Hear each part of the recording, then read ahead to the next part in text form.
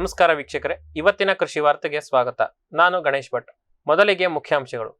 ಪ್ರವಾಹ ತಪ್ಪಿಸಲು ಧಾರವಾಡ ಜಿಲ್ಲೆಗೆ 200 ಕೋಟಿ ರೂಪಾಯಿ ಅನುದಾನ ಬಿಡುಗಡೆ. ಭತ್ತ ಆಯಿತು, ಇದೀಗ ಕುರಿಯ ಸರದಿ. ಜೀನ್ ಎಡಿಟಿಂಗ್ನಿಂದ ಹೊಸ ಕುರಿಯ ತಳಿಯನ್ನು ಅಭಿವೃದ್ಧಿ ಮಾಡಿದ ಕಾಶ್ಮೀರ ವಿಶ್ವವಿದ್ಯಾಲಯ. ಮುಂಗಾರಿಗೂ ಮುನ್ನ 14 ಬೆಳೆಗಳ ಕನಿಷ್ಠ ಬೆಂಬಲ ಬೆಲೆಯನ್ನು ಏರಿಸಿದ ಕೇಂದ್ರ ಸರ್ಕಾರ. ಮುಳುಗಿದ ಹಡಗಿನ ಜೊತೆಗೆ ಸಮುದ್ರ ಪಾಲಾದ 500 ಟನ್ ಗೋಡಂಬಿ, ಪರಿಹಾರ ಹಣ ನೀಡಿ ಎನ್ನುತ್ತಿರುವ ಸಂಸ್ಕರಣೆದಾರರು. ಮುಜೆಂಟಿ ಜೇನಿನಿಂದ ಕೂಡ ಪರಾಗಸ್ಪರ್ಶ, ಉತ್ಪಾದನೆ ಹೆಚ್ಚಳವಾಗುತ್ತದೆ ಎಂದ ನಾಗಾಲ್ಯಾಂಡ್ನ ವಿಶ್ವವಿದ್ಯಾಲಯ. ಬಿತ್ತನೆ ಬೀಜದ ಕೊರತೆಯನ್ನು ಅನುಭವಿಸುತ್ತಿರುವ ಒರಿಸ್ಸಾ. ಇದೀಗ ವಾರ್ತೆಗಳ ವಿವರ. ಪ್ರವಾಹ ತಪ್ಪಿಸಲು ಧಾರವಾಡ ಜಿಲ್ಲೆಗೆ 200 ಕೋಟಿ ರೂಪಾಯಿ ಅನುದಾನ ಬಿಡುಗಡೆ. ಧಾರವಾಡ ಜಿಲ್ಲೆಯಲ್ಲಿ ಹಿಂದಿನ ಮುಂಗಾರಿನಲ್ಲಿ ರೈತರಿಗೆ ಹೆಚ್ಚಿನ ನಷ್ಟ ಉಂಟಾಗಿತ್ತು. ಪ್ರಮುಖವಾಗಿ ಬೆಣ್ಣೆಹಳ್ಳ ಮತ್ತು ತುಪ್ಪರಿ ಹೊಳೆ ತುಂಬಿ ಹರಿದು ಅನೇಕ ರೈತರ ಬೆಳೆಗಳನ್ನ ಹಾಳುಗೆಡವಿತ್ತು. ಅತಿ ಹೆಚ್ಚು ಮಳೆಯಿಂದ ಈ ಹಳ್ಳಗಳು ತುಂಬಿ ಹರಿದು ಪ್ರವಾಹವನ್ನ ಉಂಟು ಮಾಡುತ್ತವೆ.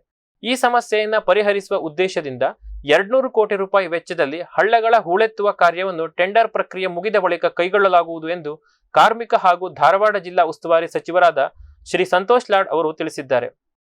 ಈ ಕಾರ್ಯಕ್ಕೆ ಮುಖ್ಯಮಂತ್ರಿ ಸಿದ್ದರಾಮಯ್ಯ ಹಾಗೂ ಉಪಮುಖ್ಯಮಂತ್ರಿಗಳಾದ ಶ್ರೀ ಡಿ.ಕೆ. ಶಿವಕುಮಾರ್ ಅವರಲ್ಲಿ ಅನುದಾನ ನೀಡುವಂತೆ ಕೋರಲಾಗಿತ್ತು. ಅದರಂತೆ ಬಜೆಟ್ನಲ್ಲಿ 200 ಕೋಟಿ ರೂಪಾಯಿ ಹಣವನ್ನ ನೀಡಿದ್ದಾರೆ. ಮುಂದಿನ ದಿನಗಳಲ್ಲಿ ಟೆಂಡರ್ ಪ್ರಕ್ರಿಯೆ ಮುಗಿದ ಬಳಿಕ ಹೂಳೆತ್ತುವ ಕಾರ್ಯವನ್ನು ಆರಂಭಿಸಲಾಗುವುದು. ಮುಂದಿನ 5 ರಿಂದ 10 ವರ್ಷಗಳ ಕಾಲ ಯಾವುದೇ ರೀತಿಯ ಸಮಸ್ಯೆ ಉದ್ಭವಿಸುವುದಿಲ್ಲ.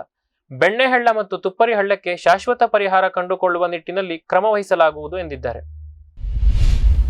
ಭತ್ತ ಆಯಿತು, ಇದೀಗ ಕುರಿಯ ಸರದಿ. ಜೀನ್ ಎಡಿಟಿಂಗ್ನಿಂದ ಹೊಸ ಕುರಿಯ ತಳಿಯನ್ನು ಅಭಿವೃದ್ಧಿ ಮಾಡಿದ ಕಾಶ್ಮೀರ ವಿಶ್ವವಿದ್ಯಾಲಯ.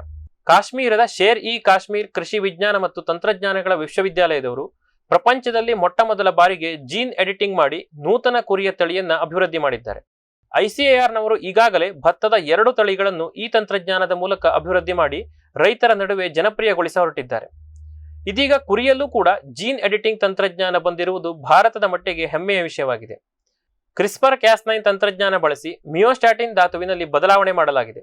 ಇದರಿಂದ ಸಾಮಾನ್ಯ ಭಾರತದ ಕುರಿಗಳಿಗಿಂತ 30% ಹೆಚ್ಚಿನ ಮಾಂಸಖಂಡಗಳು ನೂತನ ತಳಿಯಲ್ಲಿ ಅಭಿವೃದ್ಧಿಯಾಗಲಿವೆ. ಅಧಿಕ ತೂಕ ಬರುವ ತಳಿ ಇದಾಗಲಿದೆ. ಬೇರೆ ಜೀವಿಗಳ ಜೀನ್ ಅನ್ನು ಇಲ್ಲಿ ಸೇರಿಸಿಲ್ಲ. ಆದ್ದರಿಂದ ಇದು ಕುಲಾಂತರಿ ತಳಿ ಅಲ್ಲ. ಇದರ ಬಗ್ಗೆ ಭಯ ಬೇಡ ಎಂದು ವಿಜ್ಞಾನಿಗಳು ಅಭಯವನ್ನ ನೀಡಿದ್ದಾರೆ. ಈ ತಂತ್ರಜ್ಞಾನವನ್ನು ಬಳಸಿ ಆಡು ಕುರಿಯಲ್ಲಿ ರೋಗ ನಿರೋಧಕತೆಯನ್ನು ಹೆಚ್ಚಿಸುವುದು, ಜೋಡಿ ಮರಿ ಹಾಕುವಂತೆ ಮಾಡುವುದು ಕೂಡ ಸಾಧ್ಯವಿದೆ. ಅದರ ಬಗ್ಗೆ ಕೂಡ ಸಂಶೋಧನೆ ನಡೆಯುತ್ತಿದೆ ಎಂದು ವಿಜ್ಞಾನಿಗಳು ತಿಳಿಸಿದ್ದಾರೆ. ಮುಂಗಾರಿಗೂ ಮುನ್ನ 14 ಬೆಳೆಗಳ ಕನಿಷ್ಠ ಬೆಂಬಲ ಬೆಲೆಯನ್ನು ಏರಿಸಿದ ಕೇಂದ್ರ ಸರ್ಕಾರ. ಮುಂಗಾರು ಬಿತ್ತನೆಯ ಮೊದಲು ಕನಿಷ್ಠ ಬೆಂಬಲ ಬೆಲೆಯನ್ನ ಪರಿಷ್ಕರಿಸುವುದು ಮೊದಲಿನಿಂದ ಬಂದ ರೂಢಿ. ಈ ಬಾರಿ ಕೂಡ ಪ್ರಧಾನಿ ಸನ್ಮಾನ್ಯ ಶ್ರೀ ನರೇಂದ್ರ ಮೋದಿ ಅವರನ್ನೊಳಗೊಂಡ ಆರ್ಥಿಕ ವ್ಯವಹಾರಗಳ ಸಚಿವ ಸಂಪುಟ 14 ಮುಂಗಾರು ಬೆಳೆಗಳ ಪರಿಷ್ಕೃತ ದರವನ್ನ ಬಿಡುಗಡೆ ಮಾಡಿದೆ. ಈ ಪೈಕಿ ಭತ್ತದ ಕನಿಷ್ಠ ಬೆಂಬಲ ಬೆಲೆಯನ್ನು ಕ್ವಿಂಟಾಲ್ಗೆ 69 ರೂಪಾಯಿ ಏರಿಸಲಾಗಿದೆ. ಸಾಮಾನ್ಯ ಭತ್ತದ ಎಂಎಸ್ಪಿ ಕ್ವಿಂಟಾಲ್ಗೆ 2369 ರೂಪಾಯಿ. ಎ ಶ್ರೇಣಿಯ ಭತ್ತ ಕ್ವಿಂಟಾಲ್ಗೆ 2389 ರೂಪಾಯಿ. ಜೋಳದ ಬೆಲೆಯನ್ನು ಕ್ವಿಂಟಾಲ್ಗೆ 328 ರೂಪಾಯಿ ಏರಿಸಲಾಗಿದೆ. ಹೈಬ್ರಿಡ್ ಜೋಳದ ಕನಿಷ್ಠ ಬೆಂಬಲ ಬೆಲೆ 3699 ರೂಪಾಯಿ ಆಗಲಿದೆ. ಸಾಮಾನ್ಯ ಜೋಳದ ಬೆಲೆ 3749 ರೂಪಾಯಿ. ಕ್ವಿಂಟಾಲ್ ಬಾಜರಾದ ಕನಿಷ್ಠ ಬೆಂಬಲ ಬೆಲೆ 2775 ರೂಪಾಯಿ. ರಾಗಿ 4886 ರೂಪಾಯಿ. ಮೆಕ್ಕೆಜೋಳ 2400 ರೂಪಾಯಿ. ಬೇಳೆಕಾಳುಗಳಲ್ಲಿ ತೊಗರಿಯ ಬೆಲೆಯನ್ನು 450 ರೂಪಾಯಿಗೆ ಏರಿಸಲಾಗಿದೆ. ಇದರಿಂದ ರೈತರಿಗೆ ಕ್ವಿಂಟಾಲ್ಗೆ 8000 ರೂಪಾಯಿ ಸಿಗಲಿದೆ. ಇದೇ ರೀತಿ ಹೆಸರು ಬೇಳೆಯ ಬೆಲೆಯನ್ನು 86 ರೂಪಾಯಿ ಏರಿಸಿ ಕ್ವಿಂಟಾಲ್ಗೆ 8768 ರೂಪಾಯಿ ಎಂದು ಗೊತ್ತು ಮಾಡಿದ್ದಾರೆ. ಉದ್ದಿನ ಎಂಎಸ್ಪಿಯನ್ನು 7800 ರೂಪಾಯಿಗೆ ಏರಿಸಿದ್ದಾರೆ. ಎಣ್ಣೆಕಾಳು ಬೆಳೆಗಳಲ್ಲಿ ಶೇಂಗಾದ ಕನಿಷ್ಠ ಬೆಂಬಲ ಬೆಲೆ ಕ್ವಿಂಟಾಲ್ಗೆ 7263 ರೂಪಾಯಿ ಆಗಿದೆ. ಸೂರ್ಯಕಾಂತಿ 7221 ರೂಪಾಯಿ. ಸೋಯಾಬೀನ್ 5328 ರೂಪಾಯಿ. ಹುಚ್ಚೆಳ್ಳಿನ ಬೆಲೆಯನ್ನು 9537 ರೂಪಾಯಿ ಮತ್ತು ಮಧ್ಯಮ ಎಳೆಯ ಹತ್ತಿಯ ಬೆಲೆ ಕ್ವಿಂಟಾಲ್ಗೆ 7710 ರೂಪಾಯಿ. ಉದ್ದ ಎಳೆಯ ಹತ್ತಿಯ ಬೆಲೆ 8110 ರೂಪಾಯಿ ಎಂದು ನಿಗದಿಪಡಿಸಲಾಗಿದೆ. 14 ಬೆಳೆಗಳ ಕನಿಷ್ಠ ಬೆಂಬಲ ಬೆಲೆಯನ್ನೇನೋ ಘೋಷಿಸಿದಿರಿ, ಆದರೆ ಭತ್ತವನ್ನ ಬಿಟ್ಟು ಬೇರೆ ಬೆಳೆಗಳನ್ನು ಕೂಡ ನಮ್ಮಿಂದ ಖರೀದಿಸಿ ಎಂದು ರೈತರು ಕೇಂದ್ರ ಸರ್ಕಾರವನ್ನ ಕೋರಿಕೊಂಡಿದ್ದಾರೆ. ಮುಳುಗಿದ ಹಡಗಿನ ಜೊತೆಗೆ ಸಮುದ್ರ ಪಾಲಾದ 500 ಟನ್ ಗೋಡಂಬಿ, ಪರಿಹಾರ ಹಣ ನೀಡಿ ಎನ್ನುತ್ತಿರುವ ಸಂಸ್ಕರಣೆದಾರರು. ಆಫ್ರಿಕಾದಲ್ಲಿ ಗೋಡಂಬಿಯ ಕೊಯ್ಲು ಆರಂಭವಾಗಿದೆ. ಅದೇ ರೀತಿ ಅಲ್ಲಿಂದ ಸಿಪ್ಪೆ ಸುಲಿಯದ ಗೇರು ಬೀಜಗಳು ಭಾರತಕ್ಕೆ ಬರತೊಡಗಿವೆ. ಈ ರೀತಿಯ ಒಂದು ಕಂಟೈನರ್ ಘಾನಾ ದೇಶದಿಂದ ಫೆಬ್ರವರಿ ತಿಂಗಳು ಭಾರತದ ಕಡೆಗೆ ಹೊರಟಿತ್ತು. ಎಲ್ಲವೂ ಅಂದುಕೊಂಡಂತೆ ಆಗಿದ್ದರೆ ಮೇ 26ಕ್ಕೆ ಗೋಡಂಬಿ ಹೊತ್ತು ಬರುತ್ತಿದ್ದ ಎಲಿಸಾ 3 ಹಡಗು ಟುಟಿಕೋರಿಯನ್ ಅನ್ನ ತಲುಪಬೇಕಿತ್ತು. ಆದರೆ ಕೊಚ್ಚಿ ಬಂದರಿನ ಸಮೀಪ ಅಳಪುಳ್ಳ ಸಮುದ್ರ ತೀರದಲ್ಲಿ ಎಲಿಸಾ 3 ಹಡಗು ಮುಳುಗಿತ್ತು. ಈ ಘಟನೆಯಲ್ಲಿ ಯಾವುದೇ ಸಾವು ನೋವು ಸಂಭವಿಸಿಲ್ಲವಾದರೂ ಹಡಗಿನ ಕಂಟೈನರ್ನಲ್ಲಿದ್ದ ಸರಕುಗಳು ಸಮುದ್ರ ಪಾಲಾಗಿವೆ. ಆ ಸರಕುಗಳಲ್ಲಿ ತಮ್ಮ 500 ಟನ್ ಗೋಡಂಬಿ ಕೂಡ ಇರಬಹುದು. ಅಕಸ್ಮಾತ್ ಅದು ಮುಳುಗಿದ್ದರೆ ಹಡಗಿನ ಕಂಪನಿ ಕಡೆಯಿಂದ ನಮಗೆ ಪರಿಹಾರ ಹಣ ನೀಡಬೇಕು ಎಂದು ಗೋಡಂಬಿ ಸಂಸ್ಕರಣೆದಾರರು ಕೋರಿದ್ದಾರೆ. ಇದೀಗ ಒಂದು ವಾಣಿಜ್ಯ ವಿರಾಮ. ಸಮೃದ್ಧ ಸಾವಯವ ಗೊಬ್ಬರ, ಎಂಎಸ್ಜಿಪಿ ಮತ್ತು ಕೆಸಿಡಿಸಿ ಉತ್ಪಾದನೆ, ಫಾರ್ಮ್ ಟಿವಿಯಿಂದ ಸರಬರಾಜು, ಅತಿ ಕಡಿಮೆ ಬೆಲೆಗೆ ಅತ್ಯುತ್ತಮ ಗೊಬ್ಬರ, ಇಲ್ಲ ಭಾರಲೋಹ, ಕೃಷಿ ವಿಶ್ವವಿದ್ಯಾಲಯದಿಂದ ಪರೀಕ್ಷಿತ ಸಾವಯವ ಇಂಗಾಲ, ಎನ್ಪಿಕೆ, ಪಿಎಚ್, ಇಸಿ ಎಲ್ಲ ನಿಗದಿತ ಮಿತಿಯಲ್ಲಿ. ಅಡಿಕೆ, ತೆಂಗು, ಬಾಳೆ, ಕಾಫಿ, ದಾಳಿಂಬೆ, ದ್ರಾಕ್ಷಿ, ಕಬ್ಬು, ಭತ್ತ, ಜೋಳ, ಹತ್ತಿ ಹೀಗೆ ಎಲ್ಲಾ ಬೆಳೆಗಳಿಗೂ ಪ್ರಶಸ್ತ. ಜೀವಂತ ಮಣ್ಣು, ಸಮೃದ್ಧ ಬೆಳೆ, ಅತ್ಯಧಿಕ ಲಾಭಕ್ಕೆ ಬಳಸಿ ಸಿಟಿ ಕಾಂಪೋಸ್ಟ್. ಬ್ಯಾರಿಕ್ ಸೆಂಟರ್ ಫೆರ್ಮೋನ್ ಟ್ರಾಪ್ಸ್ನೊಂದಿಗೆ ರೇನೋಸಾರಸ್ ದುಂಬಿ ಮತ್ತು ಕೆಂಪು ಮೂತಿ ಹುಳುಗಳಿಂದ ತೆಂಗು, ತಾಳೆ, ಅಡಿಕೆ ಮರಗಳ ಸಂರಕ್ಷಣೆ. ತರಕಾರಿ ಮತ್ತು ಹಣ್ಣಿನ ಬೆಳೆಗಳಲ್ಲಿ ಹಣ್ಣಿನ ನೊಣಗಳ ನಿಯಂತ್ರಣಕ್ಕೆ ಬ್ಯಾರಿಕ್ ಸ್ಕ್ಯಾಚ್ ಫ್ರೂಟ್ ಫ್ಲೈ ಹಾಗೂ ವೆಜಿಟೇಬಲ್ ಫ್ಲೈ ಟ್ರ್ಯಾಪ್. ರಸ ಹೀರುವ ಕೀಟಗಳನ್ನು ಹಿಡಿಯಲು ಬಣ್ಣದ ಕ್ರೋಮ್ಯಾಟಿಕ್ ಸ್ಟಿಕ್ಕಿ ಟ್ರ್ಯಾಪ್ಸ್. ಪೇಟೆಂಟ್ ಹೊಂದಿದ ತಂತ್ರಜ್ಞಾನ, ದೀರ್ಘಕಾಲದವರೆಗೂ ಬಾಳಿಕೆ. ಕೀಟನಾಶಕಗಳಿಗೆ ಪರ್ಯಾಯ, ಪರಿಸರಕ್ಕೆ ಪೂರಕ. ಸುಸ್ಥಿರ ಸಾವಯವ ಕೃಷಿಗಾಗಿ ಬ್ಯಾರಿಕ್ಸ್.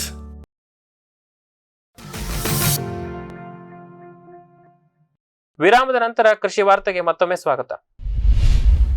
ಮಾಮೂಲಿಗಿಂತ ಮೊದಲೇ ಮುಂಗಾರು ಆರಂಭವಾಗಿರುವುದರಿಂದ ಯಾವುದೇ ತೊಂದರೆ ಇಲ್ಲ, ಭಾರತೀಯ ಹವಾಮಾನ ಇಲಾಖೆ ಸ್ಪಷ್ಟನೆ. ಈ ಬಾರಿ ಭಾರತದಾದ್ಯಂತ ಮುಂಗಾರು ಬೇಗನೆ ಆರಂಭವಾಗಿದೆ. ಈಗಾಗಲೇ ರೈತರು ಭೂಮಿ ಸಿದ್ಧತೆ, ಬಿತ್ತನೆ ಕಾರ್ಯವನ್ನ ಆರಂಭಿಸಿದ್ದಾರೆ. ಬೇಗ ಬಂದ ಮಳೆ ಬೇಗನೆ ಹೋಗುತ್ತದೆ ಎಂದು ರೈತರಲ್ಲಿ ಆತಂಕ ಆರಂಭವಾಗಿತ್ತು. ಆದರೆ ಈ ರೀತಿ ಆಗುವುದಿಲ್ಲ, ಮಳೆ ಚೆನ್ನಾಗಿ ಆಗಲಿದೆ ಎಂದು ಹವಾಮಾನ ಇಲಾಖೆ ಅಭಯ ನೀಡಿದೆ. ಈ ಕುರಿತು ಮಾಧ್ಯಮದವರೊಂದಿಗೆ ಮಾತನಾಡಿದ ಹವಾಮಾನ ಇಲಾಖೆ ನಿರ್ದೇಶಕ ಶ್ರೀ ಮೃತ್ಯುಂಜಯ ಮೊಹಪಾತ್ರ ಅವರು, ಬೇಗನೆ ಆರಂಭವಾದರೂ ಈ ಬಾರಿ ಮುಂಗಾರು ಅತ್ಯುತ್ತಮವಾಗಿ ಇರಲಿದೆ. ಅಸ್ಸಾಂ, ಮೇಘಾಲಯ ಮತ್ತು ಅರುಣಾಚಲ ಪ್ರದೇಶ ಈ 3 ರಾಜ್ಯಗಳನ್ನು ಬಿಟ್ಟು ಉಳಿದೆಲ್ಲ ಕಡೆ ಉತ್ತಮ ಮಳೆಯಾಗಲಿದೆ. ಸೆಪ್ಟೆಂಬರ್ ವರೆಗೆ ಮಳೆ ಇರಲಿದೆ. ರೈತರು ನಿಶ್ಚಿಂತೆಯಿಂದ ಬೆಳೆ ಬೆಳೆಯಬಹುದು ಎಂದಿದ್ದಾರೆ. ಮುಜಂಟಿ ಜೇನಿನಿಂದ ಕೂಡ ಪರಾಗಸ್ಪರ್ಶ, ಉತ್ಪಾದನೆ ಹೆಚ್ಚಳವಾಗುತ್ತದೆ ಎಂದ ನಾಗಾಲ್ಯಾಂಡ್ನ ವಿಶ್ವವಿದ್ಯಾಲಯ. ಸ್ಟಿಂಗ್ಲೆಸ್ ಬಿ ಅಥವಾ ಮುಜಂಟಿ ಜೇನುಗಳು ಕೂಡ ಪರಾಗಸ್ಪರ್ಶ ಹೆಚ್ಚಿಸಿ ಅಧಿಕ ಇಳುವರಿಯನ್ನು ಪಡೆಯಲು ಸಹಾಯ ಮಾಡುತ್ತವೆ ಎಂದು ನಾಗಾಲ್ಯಾಂಡ್ನ ವಿಶ್ವವಿದ್ಯಾಲಯ ವಿಜ್ಞಾನಿಗಳು ತಿಳಿಸಿದ್ದಾರೆ. ಇವುಗಳ ಪರಾಗಸ್ಪರ್ಶ ಕ್ರಿಯೆಯ ವೇಗ ಮತ್ತು ಪ್ರಮಾಣ ಬೇರೆ ಜಾತಿಯ ಜೇನುಗಳಷ್ಟೇ ಇರುತ್ತವೆ ಎಂದು ಅಧ್ಯಯನದಲ್ಲಿ ತಿಳಿದುಬಂದಿದೆ. ಟೆಟ್ರಾಗೋನಿಲಾ ಇರಿಡಿಪೆನ್ನಿಸ್ ಮತ್ತು ಲೆಪಿಡೋಟ್ರಿಗೋನಾ ಆರ್ಸಿಫೆರಾ ಎಂಬ 2 ಪ್ರಭೇದದ ಮುಜಂಟಿ ಜೇನುಗಳ ಪೆಟ್ಟಿಗೆಯನ್ನು ಹಸಿರುಮನೆ ಮತ್ತು ಹೊರಗಡೆ ಮೆಣಸು, ಟೊಮೆಟೊ ಮುಂತಾದ ಬೆಳೆಗಳ ನಡುವೆ ಇಡಲಾಗಿತ್ತು. ಆ ಜಮೀನಿನಲ್ಲಿ ಸಾಮಾನ್ಯಕ್ಕಿಂತ 30% ಹೆಚ್ಚಿನ ಇಳುವರಿಯನ್ನ ಪಡೆಯಲಾಗಿದೆ. ರೈತರು ಇವುಗಳನ್ನು ಬಳಸಿ ಕೂಡ ಉತ್ತಮ ಇಳುವರಿ ಜೊತೆಗೆ ಉಪ ಆದಾಯವನ್ನು ಪಡೆಯಬಹುದು ಎಂದು ವಿಶ್ವವಿದ್ಯಾಲಯ ತಿಳಿಸಿದೆ. ಬಿತ್ತನೆ ಬೀಜದ ಕೊರತೆಯನ್ನು ಅನುಭವಿಸುತ್ತಿರುವ ಒರಿಸ್ಸಾ. ರೈತರಿಂದ ಪ್ರಮಾಣೀಕೃತ ಭತ್ತದ ಬಿತ್ತನೆ ಬೀಜಗಳನ್ನು ಖರೀದಿಸಬೇಕು ಎಂದು ಒರಿಸ್ಸಾ ಸರ್ಕಾರ ಸಮೃದ್ಧ ಕೃಷಿಕ ಯೋಜನೆಯನ್ನ ಆರಂಭಿಸಿತ್ತು. ಇದರ ಪ್ರಕಾರ ರಾಜ್ಯ ಸರ್ಕಾರ ಗೊತ್ತು ಮಾಡಿರುವ ಕ್ವಿಂಟಾಲ್ಗೆ 2,921 ರೂಪಾಯಿಯ ಜೊತೆಗೆ ಸಹಾಯಧನವಾಗಿ ಬಿತ್ತನೆ ಬೀಜಕ್ಕೆ 800 ರೂಪಾಯಿ ನೀಡುವುದಾಗಿ ಸರ್ಕಾರ ಘೋಷಿಸಿತ್ತು. ಬೀಜಕ್ಕಾಗಿ ಭತ್ತವನ್ನು ಬೆಳೆದಿರುವ ರೈತರು ಬೇರೆ ಕಡೆ ಮಾರದೆ ತನಗೆ ಕೊಡಲಿ ಎಂದು ಸರ್ಕಾರ ಈ ಕ್ರಮವನ್ನ ಕೈಗೊಂಡಿತ್ತು. ಆದರೆ ಎಲ್ಲವೂ ಕೂಡ ಒರಿಸ್ಸಾ ಸರ್ಕಾರ ಅಂದುಕೊಂಡಂತೆ ಆಗಲಿಲ್ಲ. ಕ್ವಿಂಟಾಲ್ಗೆ 800 ರೂಪಾಯಿ ಬೆಂಬಲ ಬೆಲೆಯನ್ನ ಕೊಡುತ್ತೇನೆ ಎಂದು ಸರ್ಕಾರ ಘೋಷಿಸಿತ್ತು. ಆದರೆ ಮೊದಲ ಬಾರಿಗೆ ಬಿತ್ತನೆ ಬೀಜ ಮಾರಿದ ರೈತರಿಗೆ 8 ತಿಂಗಳಾದರೂ ಬೆಂಬಲ ಬೆಲೆ ಸಿಗಲಿಲ್ಲ. ಇದರಿಂದ ರೈತರು ಹೊರಗಡೆ ಮುಕ್ತ ಮಾರುಕಟ್ಟೆಯಲ್ಲಿ ಬೀಜವನ್ನ ಮಾರಿದ್ದಾರೆ. ಇನ್ನು ಕೆಲವರು ಸಾಮಾನ್ಯ ಭತ್ತವಾಗಿ ಕೂಡ ಕೊಟ್ಟಿದ್ದಾರೆ. ಇದರಿಂದ 3,500 ಕ್ವಿಂಟಾಲ್ ಬಿತ್ತನೆ ಬೀಜವನ್ನು ಸಂಗ್ರಹಿಸಿಟ್ಟುಕೊಳ್ಳಬೇಕು ಎಂಬ ಸರ್ಕಾರದ ಗುರಿಗೆ ಹಿನ್ನಡೆಯಾಗಿದೆ. ಕೇವಲ 1,500 ಕ್ವಿಂಟಾಲ್ ಭತ್ತದ ಬೀಜವನ್ನು ಮಾತ್ರ ಶೇಖರಿಸಲು ಸಾಧ್ಯವಾಗಿದೆ. ಆದ್ದರಿಂದ ಈ ಬಾರಿ ಬಿತ್ತನೆ ಬೀಜದ ಕೊರತೆ ಉಂಟಾಗಬಹುದು ಎನ್ನಲಾಗಿದೆ. ಇವಿಷ್ಟು ಇವತ್ತಿನ ಕೃಷಿ ವಾರ್ತೆ. ನಿರಂತರ ಕೃಷಿ ಕಾರ್ಯಕ್ರಮಗಳಿಗಾಗಿ ವೀಕ್ಷಿಸಿ ಫಾರ್ಮ್ ಟಿವಿ. ನಮಸ್ಕಾರ.